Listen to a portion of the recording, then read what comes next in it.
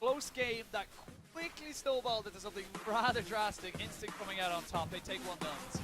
Yeah, they just really snowballed it out of control there. They kind of moved that very, very well. And they just took over. They were taking towers right, left, and center.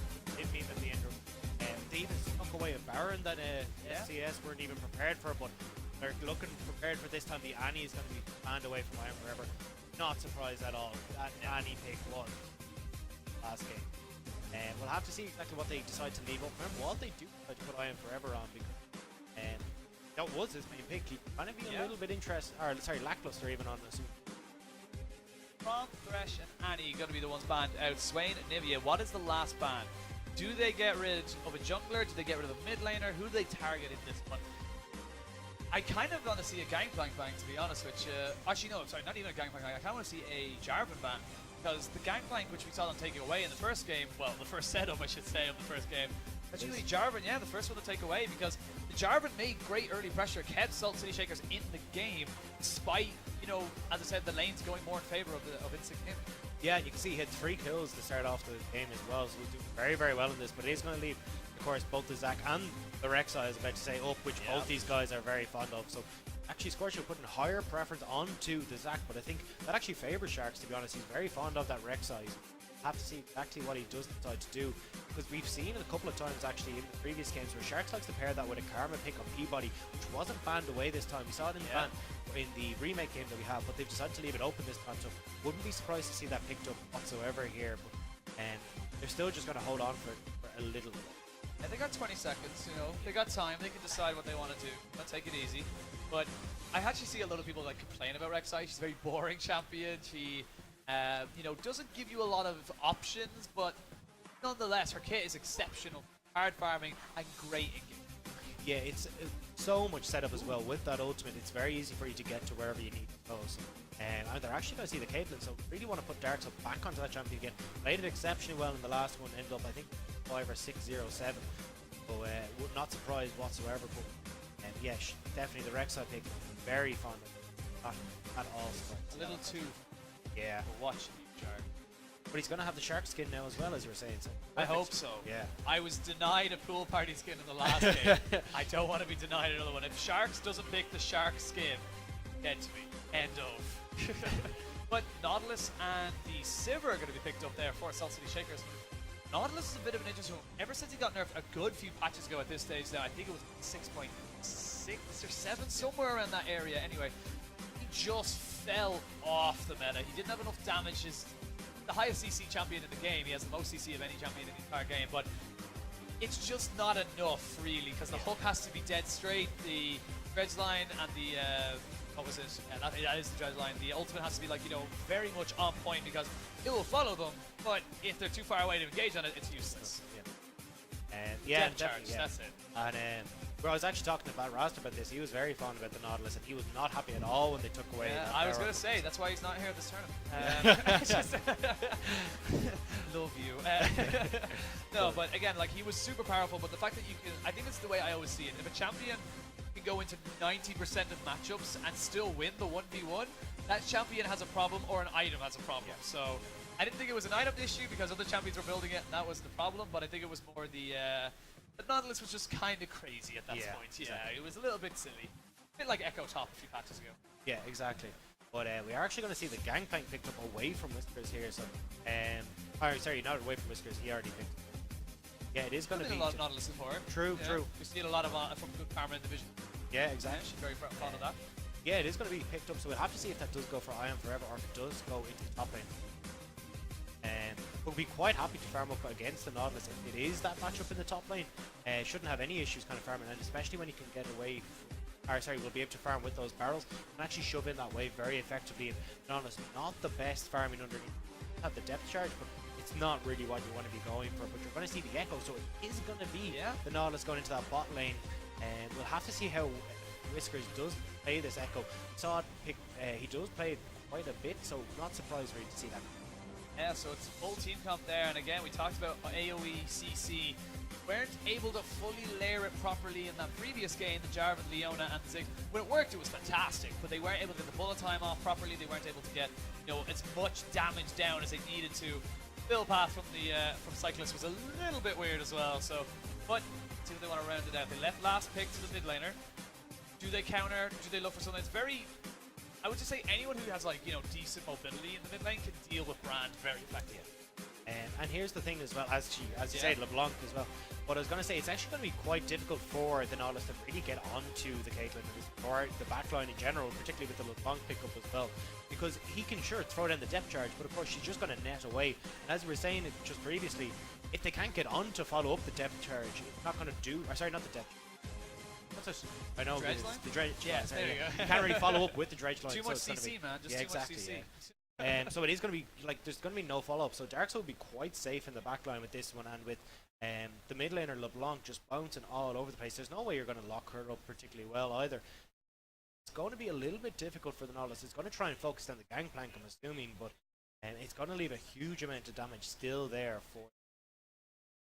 Fun fact there for Cyclist: he not only leads marksmen in kills, he leads the entire league in all roles in terms of kills picked up so far in the league. So he is definitely someone who can carry a game, can blow it up, and also, I'm pretty sure his KDA took a little bit of hit in that last game. Yeah, definitely. Got a little bit unfortunate there. I have to see how he does, like how they kind of do go about this, because saying the analyst test, they did have a very, very good start, but it still wasn't enough. We'll have to see if they can even get that same start again. Maybe instant gaming will be a little bit safer in this one, but how they're going to counteract once it does start moving around the map as a 5-man. Once they got going, there was no. Absolutely no stopping them whatsoever. I am forever. Most played champion is Ari, and he's doing a lot of stuff. He's the highest mid laner for kills. He's the highest mid laner for gold per minute in the entire of Division 3. So again, a lot of money pumped into him. Nearly 400 gold per minute is pretty solid for this kind of level of elo as well. So we are going to see exactly what he can do for his team. On the Annie, he was insane, but now he's playing a different champion, different kind of team comp working around him. The LeBlanc, very similar to Ari. You can land like the ethereal chains, get I've completely forgotten the name. The jump. Oh, the distortion. Distortion. I kept saying deception when I was wrong. That's the name of her passive. But we are into game. However, there is a slight pause. Hopefully, it will be less tech issues and more, just kind of making sure everything's just 100%. We should be getting into game very, very soon, guys. But so far, 3-1. It's looking very likely. What are you thinking? What are you leaning towards? Yeah, well, I mean, I was kind of leaning towards the 3-1, but I mean, with how quickly instant gaming kind of over, it's going to be a case of can SCS actually stop that, because they didn't have an answer for it, and even when they tried to do stuff, but it just wasn't working out. They could send multiple members to try and deal with even Zion, and that wasn't working out for them. It's going to be a case of how well can they kind of stop this hemorrhage that we saw in game. If they can kind of get ahead, can they maybe carry? Because you can see even in the mid lane where they put so much focus, still fell behind. So it's going to be how can they turn these advantages that they're getting into actual objectives and into a game win. Because so far they haven't really had that impact. I think it was more the fact that Instinct saw mistakes on Salt City Shaker's side and just capitalized a lot harder on them.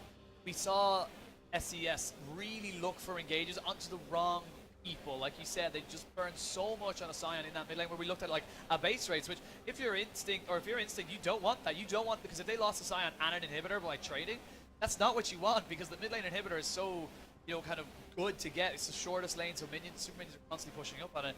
Just small indecisions, you saw kind of half the team go away, half the team stay. Exactly, Just they weren't able to combo it, and I think at the end of it, Fortune only got like 2 auto attacks off him, and Ziggs only got like 1 bouncing bomb as well. So a lot of the indecision is worse than just making the wrong call nearly. If you all commit to something, will more than likely actually come out a lot more positive than if 2 of you decide to go that way and the other 3 are going this way, because then you're just all going to die, Yeah, and that's just about communication, and particularly when you're going for the comp that it has that kind of style of that all AoE, you need to be able to synergize well together, and if you can't get that, it's just not going to be the case. And we can see again, similar kind of idea again, a lot of AoE, a lot of CC follow-up even, so it'll be down to SCS to see if they can get the talking going to make sure that we go, cool, we're jumping onto the LeBlanc, we're jumping onto the Gangplank, we're jumping onto the Caitlyn, get ready, follow up. Now we are onto the Rift, ladies and gentlemen, for Game 2 of Salt City Shakers versus Instinct Gaming. Mastery's being popped up there. Again, nothing too crazy. Echo actually going with Fervor of Battle. I like that rather than grasping and dying. Show he's going to be aggressive. Show he wants to build some serious items because no, Tank Echo doesn't work anymore. Yeah, it's just not that strong whatsoever, but it looks like they might have found Cyclist. Run, Cyclist, run! Get into that cycle lane and get out of there. Just, but it's actually going to be super close. Not able to land the ethereal chain. Keep trying, and they're going to back away. There's going to be vision there, so nothing burned. But taking your ethereal chain might be the worst situation. Not the best for LeBlanc. I'm not going to lie, I would have liked to see Peabody maybe flash for that, get the pulverize and the knockup, because as we were saying, you've got the follow-up with the ethereal chain, and you've got a huge amount of damage. You've got the Gangplank and the Caitlyn there. She would have gone down very, very quickly, and an extra little bit of first blood gold wouldn't have gone astray in either of the lanes, or sorry, in any of the lanes there. So, Cyclist was very lucky to get out of that one. A little bit in the bush. Not fully committing, but again, it's a decision to not commit, yeah. And that's why they're important. They didn't burn any summoners, they didn't really get anything taken away from them, but we're actually going to see the exact same play that Instinct used on SCS in the last game work the opposite way. So it's going to be a trade of red buff because, honestly, I think that was a little bit of a misplay on the side of Instinct because they had full vision of that red side. They could have just literally traded and then it just would have been an equal, but they might be able to get tree buff now. Yeah, they definitely could have been able to pick up the red buff there just for themselves. Especially when you force everyone out, it's not going to be that dangerous. You get the ward vision down, but it's not going to be the way. It's actually Zach looking towards his top lane. Here we go. Level 3 not hit. There's the elastic slingshot. Does get the knock up. Everyone just jumping on top of the Gangplank. Mr. Ducky has got flash. Will go down. Yes, he will. Whoa, there's a flash anyway, but first blood again. Same as the last game, twice in a row. It's going to go over to Scorchio. Yeah, and it was super, super early in this one, so he's not even going to be able to pick up anything extra on this back. Just got to pick up the pink ward, or actually got to put it back, but either way, see, this is the thing, when you've got a Zac like this, you need to be prepared for all these weird engages, but wasn't expecting that red buff start on his own side of the jungle, so wasn't ready when he came at all. Yeah, that means it's going to be 2 buffs, but a kill going over to Scorchio means that he is pretty much exactly where he wants to be. If the Zac can get pretty tanky and still get that damage down as well, it could be pretty detrimental for the side of Instinct. But Shark's making the most of it, taking up his own steal on the red buff. That's fine, that's no problem at all. But he might go for maybe a retail. Hasn't really got a huge amount of health. Does he want to go for this? He does a little bit. I feel like they could have punished that a little bit more on the side of Salt City Shakers. Yeah, he needed to be very careful there. Dredgeline would have pulled him just under into terror range, with the stun and the slow is then on top of it. Definitely would have gone down. At least forced a flash out of him anyway. So, risky gaming, but he gets away with it anyway. And just shows where he is in the map as well. So it means that Echo should be more than happy to punish the top lane. But Mr. Ducky has gone up and is now taking a sizable lead up there. This is not what we were expecting, but it's reminiscent of last game, you know. You get the advantage using the jungler's help, but they still fall behind. Exactly where I was going to go. There's an auto attack. The Nautilus just like, stay. Yeah. That's it. That's all we got to do. But here we go. Scorchio. Does he look for something in this mid lane? Oh, that's a big mistake, possibly, as we see now. Ever going down the stun. Pop the stun. They do pop the passive. That's going to be pretty decent there now as well. So, again, they need to be so careful. You use your escape. You don't know where the Zac is, you leave yourself vulnerable, and that could be a huge mistake on the side of Instinct if they're not careful. Yeah, he does have a ward on that bottom side, so that's why you kind of see him sticking to that bottom side of the mid lane, and that he was able to use that escape and still stay out of range of the Zac, but he will definitely have to be careful, particularly when he has that flash down already. Definitely didn't want to get caught out by that. Might go for something now. Here we go. Sortion used. Doesn't land the ethereal chain, though. Uses it now. One more attack. Oh, there it is. Roanio taking a kill, and this is 2-0 for Salt City Shakers. They're coming out swinging. They want to make my prediction for 3-1 correct. I'm glad to see they have your back, because that's all they care about right now. It's all scripted. But yeah, really nice gank there, especially when you know that it's already burned the passive there as well. Makes it so much easier when you go in, you're able to auto-attack it down. It was a little bit worried because Renana was so low on health, but didn't make it, on health, on mana even. But ends up being enough just to auto-attack, so decent play there for him. Look for something. He has picked up that rift, and also bot lane is pushing in.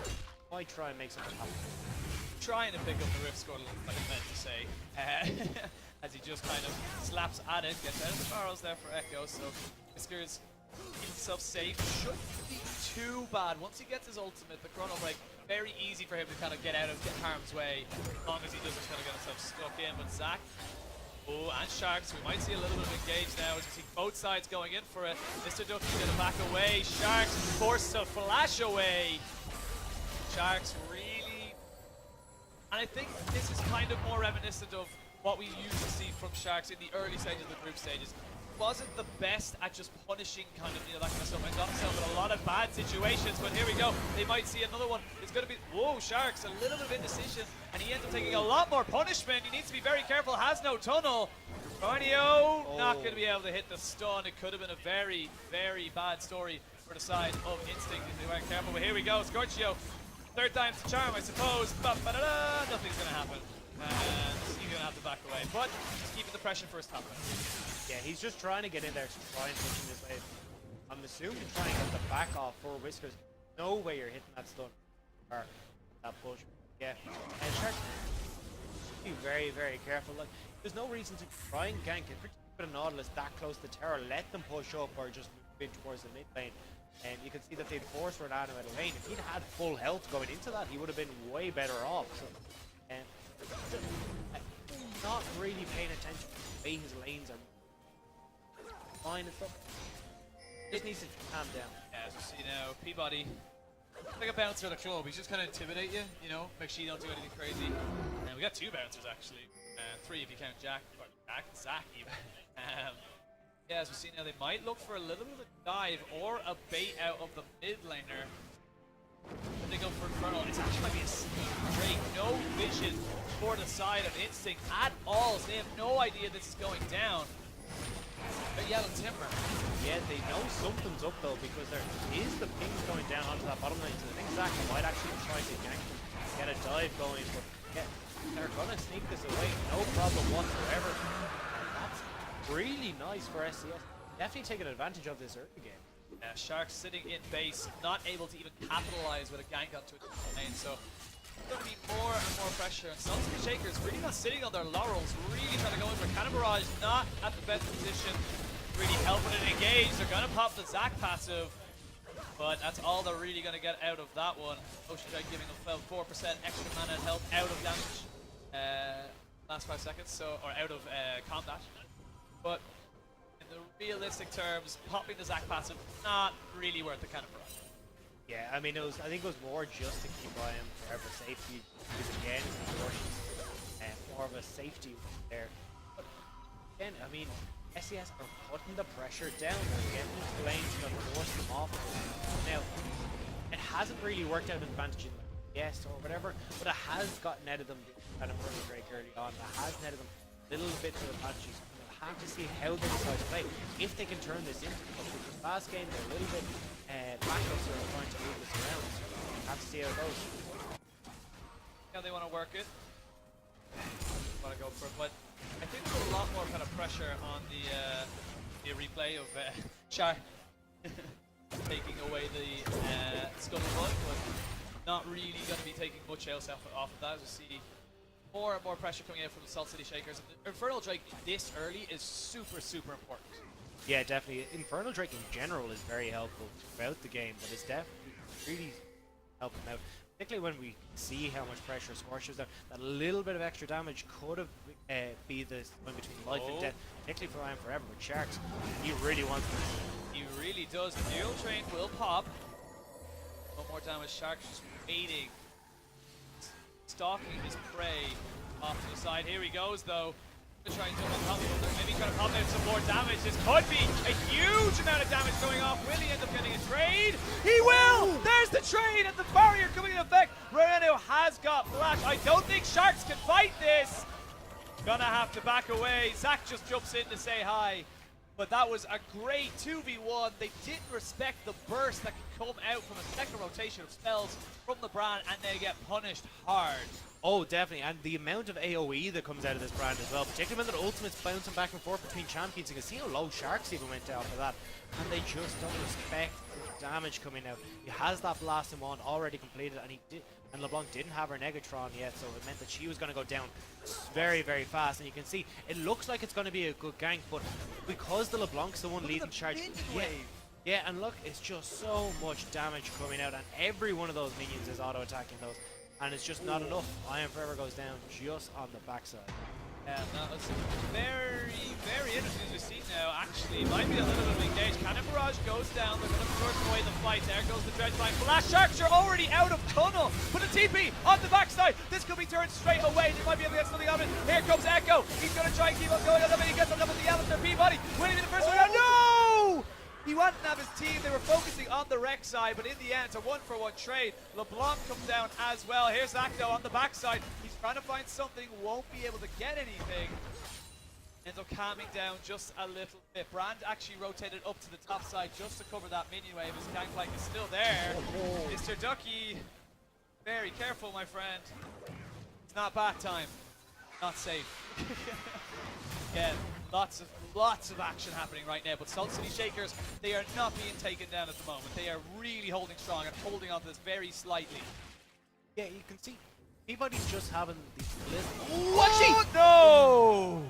Good flash from Mr. Ducky! The ultimate. The minions weren't close enough to transfer it off. It would have been a kill. Ducky going with the Nash's 2 first. Not exactly the most ideal thing to be going for realistically. But ends up kind of getting away with it just about.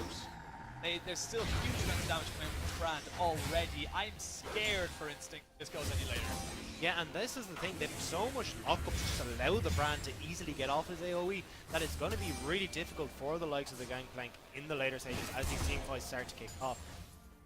No hope for him in this. Absolutely. On an Ocean Drake, next Drake up. So pretty much an identical setup as the last one. So you're actually going to see Whisker go tank Echo anyway. Not most ideal in my opinion. It doesn't scale as well as it used to. But he might only be picking up Sunfire for the push, you never really know. Again, pressure for SCS. They're really, really trying to put into hits, and we see junglers popping up. Key pressure in this top lane. They just want to try and get pressure somewhere on the map. They need to try and help themselves back into this. They're already at a 4-1 loss here. And they did end up turning around that bottom lane gank nicely. It did work out in their favor. They need to try and be proactive, not trying to turn around a failed gank on their part. Dark's just make sure he doesn't fall off the face of the earth with his tilt. Last few times he's kind of got in for ganks, he's ended up killing his laner. So be a little bit kind of careful with those kind of situations. Needs to make sure he knows where the enemy jungler is, figure out that, and then make a decision. But see LeBlanc trying to make her way across. They're going to maybe try and collapse on top of the LeBlanc, or maybe just try and run away, pulverize the ground, and nothing happens. But good intent from Instinct, trying to see if they can get something off of it. A lot of people hovering around this bot side now. Yeah, one of the things though as Alistair is you have to be, or you can't be afraid to blow your flash. In that situation, you know the fairy doesn't have a flash up, so you can handily get the flash pulverize down and knock him back into the team. Because then it's very easy for the LeBlanc to get into position to get the stun up. Between LeBlanc first and the and the Caitlyn even, you have a lot of damage there. LeBlanc still hovering around this bot side as well, looking for something, but there's a ward right on that dragon pit, so not a huge amount that he does. Missed the ethereal chain, we all saw it. Don't worry, we go get it. But again, what do they want to go for here? Top laners are going to be playing handbags up the top side because they're not really going to be able to kill each other unless someone makes a huge mistake. And everyone just hovering around this dragon. This could be the next big point of contention. These are going to be up for both sides very soon. Yeah, and I think this is where Ronano, if they decide to fight, has the chance to just take over this game. He does have the kills, he does have his role ready, so he'll be able to put out a huge. Of course, Sivir already has the BF and the Warhammer completed as well. She'll be doing a lot as well. Particularly if she can get those ricochets off, work out very, very nicely in the favor. A little bit of pause coming in. People, well, in fairness, we like to make sure the players are 100% way to the best of their best game.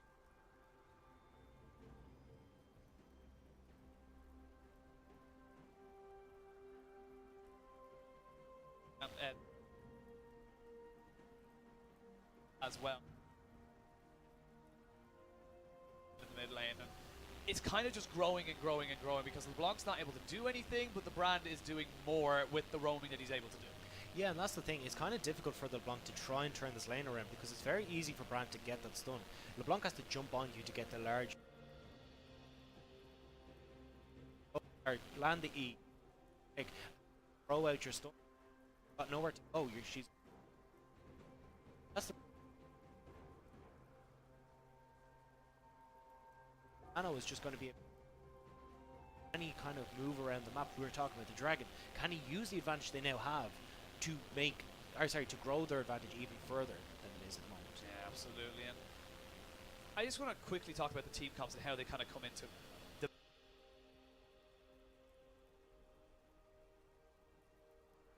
XI. AoE will be able to get to the backlines. Yes. That's the biggest issue, as will the Zac, as will the Echo. So your big issue on the side of Instinct is they don't really, considering the LeBlanc isn't able to get on top of anybody, the LeBlanc isn't able, what I assume, or he's going to have an easy job getting on top of the squishies like the Sivir and the Brand, and even then, all about the pick. Sharks has Aina made a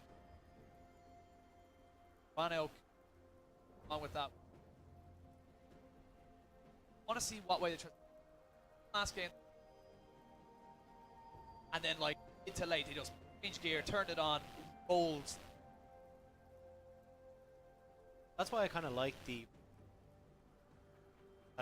If I go down, this is going to be a major issue. So by going that little bit tankier, he can leave off a little bit of damage, but it means that he'll be able to survive, say, a Rek'Sai flash in the middle of a team fight to knock him up with the LeBlanc follow-up. He can survive that damage and then throw out the huge amount of AoE he has. So he's going to be able to be much more effective in these team fights, which is really good. The only thing I'm worried about is maybe a Gangplank Barrow follow-up, but unless he's completely mispositioned and they can get onto them that much, that's the only time that he's really going to be in trouble. We do have slight tech issues with the support of Salt City Shakers. Hopefully he will be getting sorted very, very soon, guys. And we do apologize for the delay, but as I said, we want to make sure our teams and our players are 100% for these games. Give us a good cast, you know, because the last one was really fun, and so far this one's lived up to expectations. Yeah, exactly. You can see it's just the junglers have been so active in these games. They're trying everything that they can. Hasn't worked out, as we're saying, so much for Sharks, but on the side of SCS, that's 2 games now he's had massive influence in the early game, and it's paid off for them in bucket loads in this one. And it's just, it makes the game so much more interesting. You see all these kind of fights kicking off. Would love to maybe see a little bit more TP usage as well if they can get into the bot lane to utilize that a little bit more, but we'll have to see how we get on. And ladies and gentlemen, we are back onto the Rift. Thank God. Hopefully no more delays. We see what we can do here. And very plants around the here, guys. Don't be.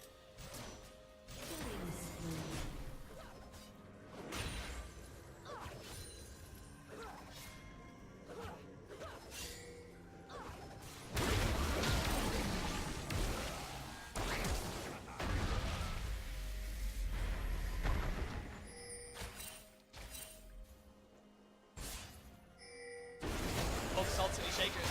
And I talked about how instant the last game just turned up a gear. Rolano on this Brand with this kind of lead, he's just completely changed everything, and then it's another Drake going over the ocean and the fire. Yeah. Very, very nice. Yeah, it definitely is, and it's just coming back. Ronano again just showing up big. He's able to take down the LeBlanc. Couldn't quite catch it, but it's still, even like you can see it. Sharks is sitting in that mid lane, and again it's just so much damage that's bouncing between the 2 champions that they can't survive whenever they try. So I don't know if it's a counter gank the Sharks was going for, but realistically he wants to avoid the mid lane. Let this long farm up. As you can see, it's Iron Forever again coming to trade, and there's the stun that we're talking about. So easy to land, and she ends up getting caught by the minions as well.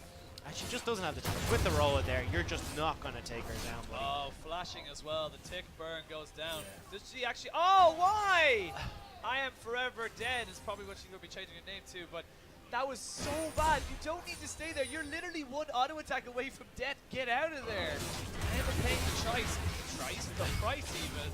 As we see now, Rift Herald being started up, but Zach is around the vicinity. They might actually just trade the mid laner for the Rift Herald because everyone's kind of going over. Zach has got potential to find this out. They do find him, but it's going to be an interesting fight now at 3v3 or 3v2 at the moment. There comes the 3v3 now as Brian joins the fight. There's one kill, and Shark takes a tunnel back into the Rift Herald. He doesn't get it, and he dies. Oh no, Instinct. That could not have possibly gone any worse. And as I say that, they are going to pop the passive of I Am Forever, and I Am Forever going back to the base because I cannot stay in my lane. That was just such a risky call. This is why we don't see teams going for Rift Herald unless they're 100% sure they can get it. Yeah, but that's the thing, they don't have any vision around that area, and as we're going to jump back into the replay here, it's so easy for Scorcher to just walk in. They've got the ward there, and it ends up being, sure, the Gangplank ultimate comes down, but they're so low before this starts, and here comes the ult. Just Mr. Ducky, unfortunate there, and Shark tries to get the steal point, but it's at over 1,000 health. It's not going to be enough, but here comes another fight in the bot lane. Is another fight. TPs did come in for both top laners. Mr. Ducky, you might be in a little bit of trouble. He will get slowed down, but they're trying to re-engage onto this Peabody. Pops the ultimate. Ooh, good barrel there. Means that they are going to put out some serious health bars onto Cyclist. No mana onto the Nautilus. Does land the dredge line. This is a very, very messy fight. I don't really know if they want to go for this. They still have the ultimate running. It just ran off of Peabody. They now knock someone back. As now it's going to be the Echo, the point of focus. He uses the Chrono Break, trying to get in, but here we go. More and more fighting, flashing away. There's the ultimate coming out from the Caitlyn. Sharks to join the fight. Who will be the first one to fall on the team fight? No one's actually dying. Zach joins in, and now here comes the 5v5. Everybody just jumping in. I don't actually think anyone's going to die. The ultimate. Here we go. Zach with the best bounce, and it's going to be absolutely chaos as everyone's just jumping in. Sharks the first one to fall, but Roano is still full health. There's the Zach passive. Everyone's just jumping in and out. Gangplank still alive. Echo goes down. Gangplank goes down. LeBron pops the passive. They're still going ham. Nautilus is the next to fall. Will it be the kill? The double kill. Oh my god, the triple. Oh my god.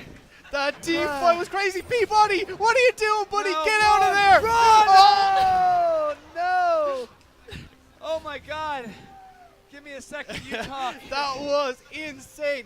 Blinking health bars on both sides and nobody going down for so long, just running back and forth in and out of the fight. And in the end, it's just everybody congregating down here. You can see, yeah, Peabody gets the knock up onto Fairy, and he's so low, but he has the ultimate running, so they're not able to take him down underneath the tower. And then a big Gangplank barrel coming out ends up forcing the Sivir away from it, and then it just continues on. And look at this, Peabody, look at the health that he's down to. And then his Whiskers getting knocked up, and Sharks coming in, does get a nice ult to get most of his health back, and barely flashes away there. And it's actually Cyclist who ends up tanking up the Caitlyn ultimate there, so he's forced to flash out. And then it's just a brand new E comes down. Look at the damage going on to everybody. A nice ultimate coming out from Sergio, just going to knock everyone around, continue with the AoE. So the passive does get popped, but again, you can see the damage just coming out of Ronaldo as here we go again, Peabody onto Fairy. Yeah, on the Fairy, it's actually going to be a 3v3 with the Cannon Barrage on top as well. He's taking so much damage. Cyclist just stayed in that great Cannon Barrage from the side of Mr. Ducky, means they pick themselves up a nice kill. 4v2 right now in the spot side, but Mr. Ducky, you need to be very, very careful. Whiskers trying to go in. Whoa! Just jumps back. Too fast for me. There should be a Sonic Echo skin. That'd be really cool. But as I say that, though, might see another fight breaking out. This is 4v3.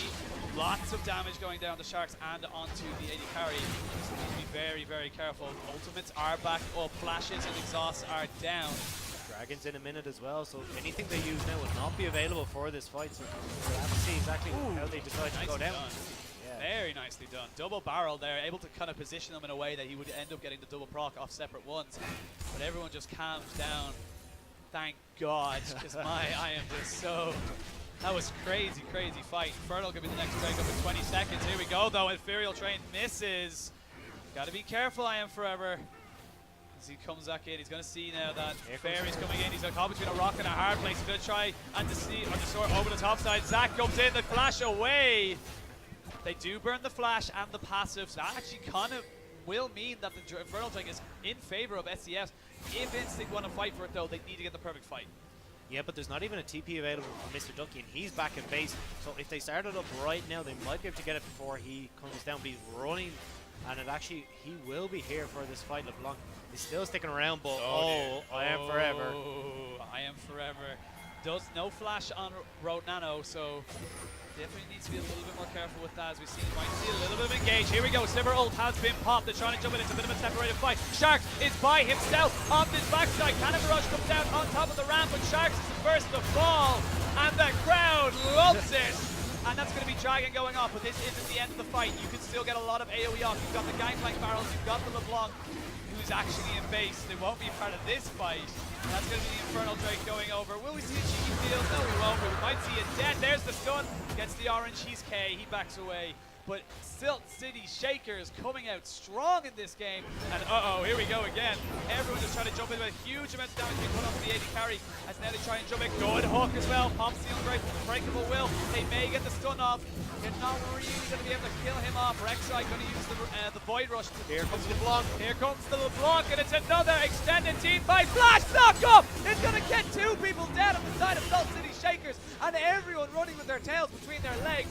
Means that 2 kills for an overextension over to INT, but what can they do with it? Yeah, they're definitely going to be able to push down onto this bottom turret. Everyone is so low in this one. Yeah, it's just going to be the TP from Mr. Ducky to protect that mid lane turret, but boy, they do not want to stick around in this bot lane. You're actually going to see the TP, they're trying to protect, but there's the dive. Sharks, what are you doing? You don't really have the damage to go in solo. That's a bit of a miscommunication. They're going to trade 1 for 1. Just down to Alistair, but here we go. There's 2 for 1, and they're going to get 3 for 1. Absolute carnage. Get 1 more auto attack up. It's a 3 for 2. Echo's on you. You ain't going anywhere. 4-4-2. Triple kill for the Echo, and my God, Salt City Shakers have exploded into this game. Whisker's got a huge 3-man stun right as he TP'd in there, which meant that they couldn't escape from off. We're gonna have a replay coming in because these fights are crazy. They're just extended for so long. And here we go, Sharks coming into that bot lane is going to have the ultimate to bring him in. And then we're seeing it just a knock-up. Fantastic, right as the LeBlanc is coming across there as well for a lot of damage. It's going to be Scorchio going down, and then you can see they're kind of thinking about it. Darks are kind of low there. It's going to be the bottom lane turret going down, but this game is absolutely nuts. It is absolutely mental right now. 39,000 to 34,000, 5,000 gold lead in favor of SCS. 24 minutes in, the Gangplank is still getting fairly scary. Got the Triforce, so doing relatively well. As we see now, Blue Bolt being taken by Ronana. And my God, this game is getting to be pretty damn scary right now. And any team fight could honestly go on for like 6 or 7 minutes, just because, like I said, in some of these games you end up dying, respawning, and then just TPing or using your global to get back into the fight. It's crazy. And that's the thing, it's pretty much being shut down the second these mid laners arrive. They have both the kills on, or sorry, the most kills on both their teams respectively, and they are just doing so much damage when they eventually do join these fights. And with the couple of kills that Whisker's picked up in that last fight as well, he's got his Abyssal Scepter complete as well, so he actually will be doing a surprising amount of damage when he does get onto this backline. Phantom Dancer and Essence Reaver for Cyclist Silver. Not personally what I would build, but I suppose at the moment it's working out at the moment. Yeah, definitely just doesn't want to take as much burst from LeBlanc. Of course, you do get that reduction on the amount of damage that you take, so that'll be quite nice there. Yeah, this is going to be a tough one for them, particularly with the brand. Sitting at 9-1 and 3. That's going to be a massive gold lead in the mid lane for him. Yeah, massive gold lead. You see now, let's go. They want to go for it. Barrel doesn't go off. McDucky just saying, nah, dude, it was just a prank. Don't worry about it. And everyone's trying to come in on top of this. This could be a fight. On the Hunt has been popped. Not quite sure why, but here we go. Sharks comes in. They may end up getting caught out on this. There's a good Cannon Barrage on the middle. Let's bounce. Goes up on top of 3. Peabody trying to tank up as much as he can. LeBlanc goes back to the Distortion. And they try and keep going in. This Cannon Barrage still face down on everybody, but it's going to low health. Flinky Elbows coming in there. Sharks goes down. There's going to be the Alistair going down as well. It's 3 kills for 1. 4 kills for 1. No one will be left alive. There it is, the ace and the quadra kill. Very nicely done. Cyclist! Oh, I thought we were going to have a beautiful moment when they took turret aggro. But that is 4 kills for 1. They can keep pushing. They look like they wanted to maybe go for Baron, but honestly, getting the inhibitor here is so much more worth. That is a terrible idea to fight in that enclosed space for in gaming. There's so much AoE, the ricochet from the Sivir, the brand, and it's just a perfect setup for the Echo as well. You don't want to be fighting in that situation. It's just going to cost you the game. And we're going to jump across the replay so we can re-see this fight. A little bit messy, but you can see here the Gangplank does get a nice barrels into Whisker at the backline there, but the amount of damage that just comes in, look at all that. SCS does go a little bit low in the backline, but they're able to move around, and it's just, you can see, look, Whisker's directly onto Darkseid in the background, so he's out of the fight instantly, and then you can see the AoE that comes in from Brand. He gets the passive, and it ends up proccing on 2-3 people, so it's an easy cleanup for the Sivir in the back lane with the ricochet, and it nets them the quadrant. As soon as I Am Forever entered that fight, instant depth charge, instant CC, had to immediately go back, couldn't put any kind of damage down, and that was a huge deciding factor in that fight. Had they gotten a little bit more damage on like 3 members, they probably would have took that fight 4 for nothing. It was just so close, and those kind of things. Oh, Sharks. Oh, Sharks. Dead's knocked out of his tunnel. There goes the cannon barrage, though. But I don't think anyone's coming to save you, my friend. As I say that, though, there's going to be more AoE damage coming out. Will it be cloaked? Oh, no! The Deathfire not going to take him down. That was so close. The clone nearly going against the LeBlanc as we go again. This is just non-stop action, but all the way. But I'm not going to hype this up. Peabody, you're going to flash over the wall and you're going to get away, no problem at all.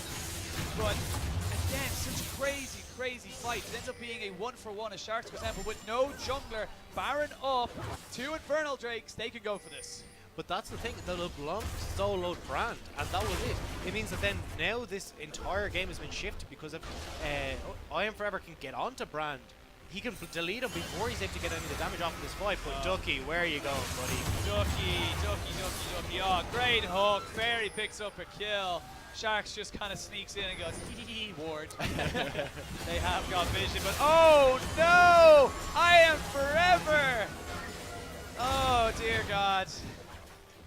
This is, I think the term Twitch chat would use is clown fiesta. Yeah, it definitely is getting to that stage because it's just people getting caught out again and again for absolutely no reason. There's no point in being in the jungle there at that point. Sure, maybe you want to check if they're on bar, but you already have the ward there. You don't need to. That ward wasn't dying anytime soon. Like they had at least 2 minutes. You see now that red ward at the back of the pit hasn't been caught out. They still might go for this. This could be a steal from Sharks. No, it's not. And immediately gets jumped on. That is going to be a kill going on to Salt City Shaker. Oh, Peabody. Need to be so careful. On the hunt, gets popped. He has got his ultimate available, but I don't really know if it's worth it. Flash and the ultimate from the Gangplank means that there's 2 more kills. Oh dear God. With the wave set up as well, there's no way this isn't going to be an inhibitor turn. And it looks like Whiskers is actually going to try and look for something underneath the turret. Maybe not the best idea, but will definitely be mid lane going down at least. I was actually missing Ducky. God. This is just... It's getting to... Oh my good lord. This is just... I think let's just say that Salt City Shakers have made their mark on this game, and that they're definitely looking to win it. They're going to push into the Nexus turrets now. They got the first one down. Second one is soon to follow. And ladies and gentlemen, we got ourselves a series in this best of 5. Sharks goes down for good point. And it's going to be SCS taking game 2 and tying up the series at 1-1. Yeah, and that is going to be absolutely brilliant. We've got a proper series on our hand, as you were saying, but there was a couple of things that just didn't really make sense for them in that one. You could see they tried to take the Gangplank away, didn't work out, end up 0-6, obviously trying to pick it away, but they just need to ban it. You don't want, if you don't have someone who can play it, don't bother, particularly when you can see their enemy is so good at it. He's going to know where the weak points are, he's going to know how to exploit you, but yeah, and it ends up costing them in the end. Yeah, and Instant Gaming being tied up there and really getting outclassed towards those late game team fights. But at the end of the day, Salt City Shakers showing us what they're made of, and it isn't salt because they won. But ladies and gentlemen, we are going to be showing it over to our analysts very, very shortly. So don't go everywhere. We'll be back as soon as we can with game 3.